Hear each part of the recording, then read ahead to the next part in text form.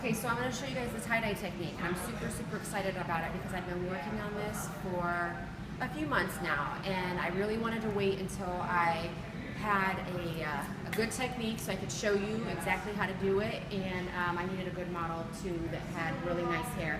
But I want to show you, there's still a little variation of color in her hair, and her hair is pretty porous, but this is what we're going to start with, and so I'll keep you guys posted as we go. Okay.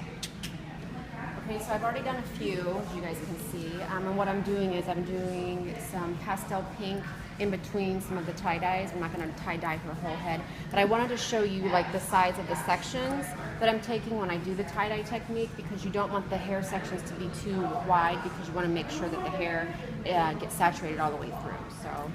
So I'm taking probably maybe 1/4 of an inch section.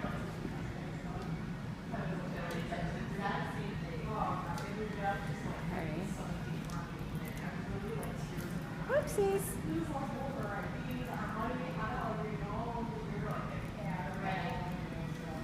Okay, and then I'm going to flat iron this because I want it to be very smooth when I'm applying the color.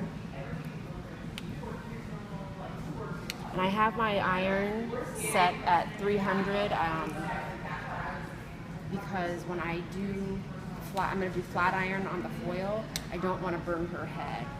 The aluminum foil is an awesome heat conductor, and it's also a great reflector, so it means it heats up fast, but it also cools down very fast. But you have to be very careful. You don't want to burn your client's head. So I'm going to split this section into two.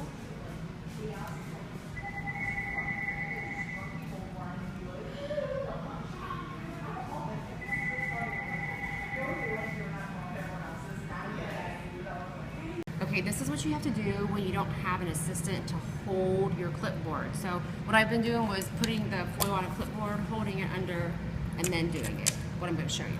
So I'm going to take my first color, which is the Pravana Neon Blue, and go in a circular motion. And your lines don't have to be straight. It's okay. And then my second color I'm using is the Pravana Neon Pink, and I'm going to follow the same pattern.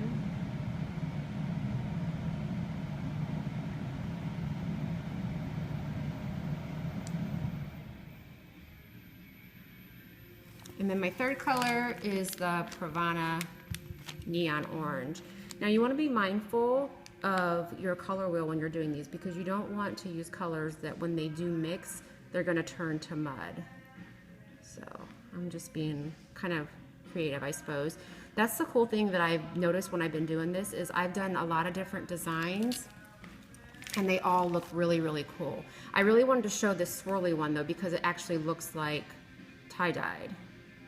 So, and then you take another piece of foil and you lay that flat. You don't want to smear it, you just want to tap it down. And then I'm going to take my flat iron. Stephanie, you can sit up now. I'm going to take my flat iron and literally one time just go over it. And I have my flat iron set at 300.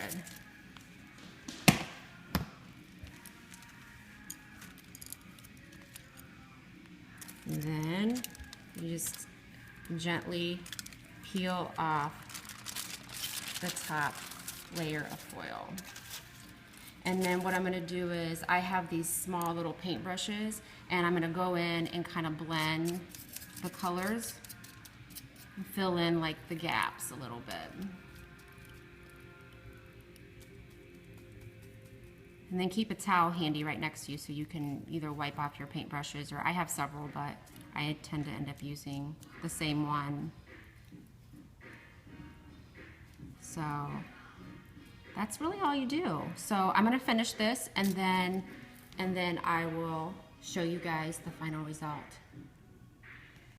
Okay, so I'm finishing up, but I wanted to show you guys real quick. I just dried and flat ironed this section, but I wanted to show you how you could still see the pattern when the hair was straight, because I know sometimes it can look spotty or splotchy or whatever with, mixing the different colors, but I really wanted to show you that you can still see the pattern. So I'm going to finish this up completely styled, and then I'll show you guys the rest. So